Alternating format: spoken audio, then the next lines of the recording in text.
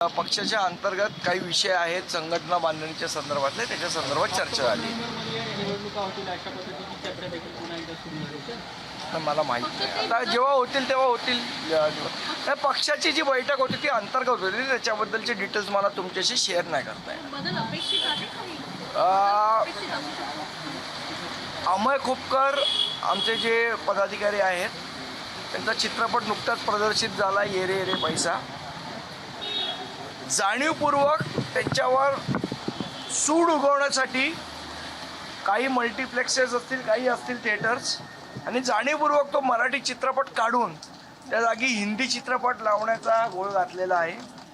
त्या सर्व थिएटर्सना आम्ही इशारा देतोय, अशा प्रकारे जाणीवपूर्वक मराठी चित्रपटांची जर गळचेपी करण्याचा प्रयत्न केला तर महाराष्ट्र नवनिर्माण सेनेला आपल्या पद्धतीने आंदोलन करावं लागेल, याची त्यांनी नोंद घ्यायची. ज्या पद्धतीने अमय खोपकर लढत होते या सगळ्या गोष्टींसाठी, त्याच्यामुळे त्यांच्याच चित्रपटावर सूड उगवायचा या पद्धतीचं कारस्थान काही थिएटर मालक करण्याचा प्रयत्न करत आहेत.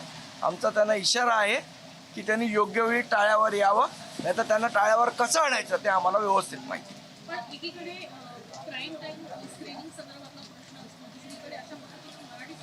जाणीवपूर्वक कुठला जो सय्यारा बियारा कुठला काय मला माहीत नाही कुठला चित्रपट आलाय, पण याच्यासाठी जर तुम्ही मराठी चित्रपट हिंदी चित्रपटासाठी उतरवणार असाल तर मग महाराष्ट्र नवनिर्माण सेनेच्या रोषाला बळी पडावं लागेल, हे त्यांनी लक्षात ठेवावं. हा सिनेमा जो आहे तो यशराज फिल्मचा आहे. याच्या अगोदर सुद्धा हा वादविवाद झाला होता, जो चेन्नई एक्सप्रेस वगैरे आला तोही सिनेमा यशराज फिल्मचा होता, जेव्हा इकडे शाहरुख खान राज ठाकरेंना भेटून गेले.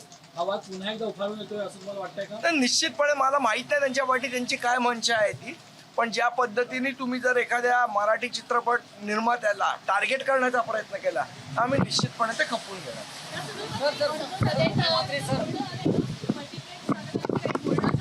तर आम्ही करतोय, आमचे चित्रपट कर्मचारी सेनेचे लोक पण करतायत, पण हा पक्षतर्फे त्यांना इशारा आहे.